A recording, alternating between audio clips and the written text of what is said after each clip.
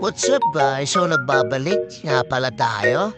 So magluluto nga pala tayo ng pansit bato na dala ni Mrs. Galing Bicol, Albay.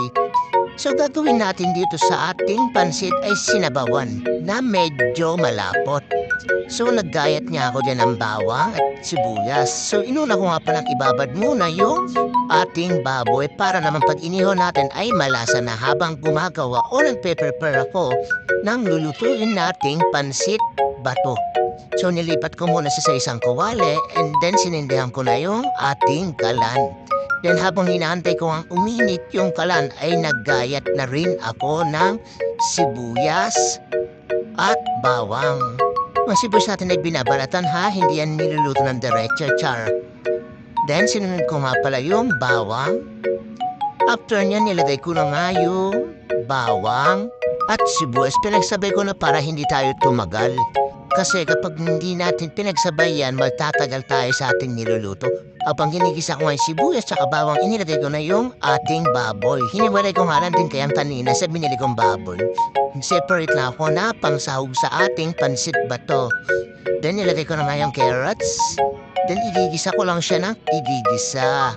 Yan, hintayin ko nga palang maluto muna yung carrots. Then nilagyan ko nga siya ng 1.2 liters ng tubig para naman makuha natin yung consistency ng ating pansit bato na gusto.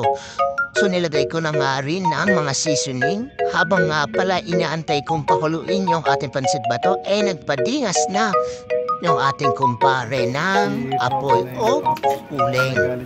So yan, malaki nga pala ng apoy niya din. Di ko alam kung galit ba siya sa akin or what. Pero salamat nga pala kay paring Gaspar, tinulungan ako magpadingas ng apoy. Then binalikan nga natin yung ating pansit bato.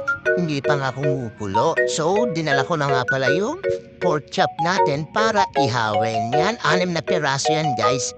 Binabad ko siya ng mga 5 minutes lang din. Pinupunas-punasan ko lang din ng katas niya. Yan ang ating pork chop. Solid yan, kush. Kuis. Yan, babalik ka rin natin dyan. Megas natin. Malinis naman yung kamay ko. Naglinis naman ako ng kamay kahapon. Yan, babalik ka rin tong halang siya. Then, binalikan nga natin yung ating pansit bato. So, hindi ko pa nga pala nilalagay yung pansit bato.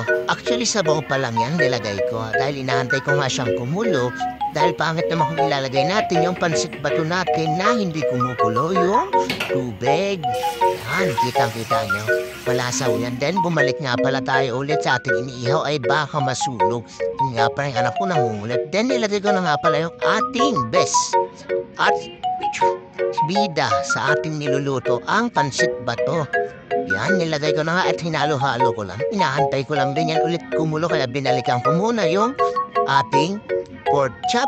Yan, pinapahirang ko nga siya para naman lumasa dahil saglit lang natin siyang iluto. Then, after natin ilagay yung gulay, ipe-prepare na nga pala natin siya sa masarap na lalagyan. So, ayan na nga yung ating pansit baton with a twist. Mayroon siyang pork grill. So, salamat nga pala sa mga manonood at sa mga chismosa. Ito na nga pala yung pinaka-aantay nyo. I-update ko kayo. Salamat!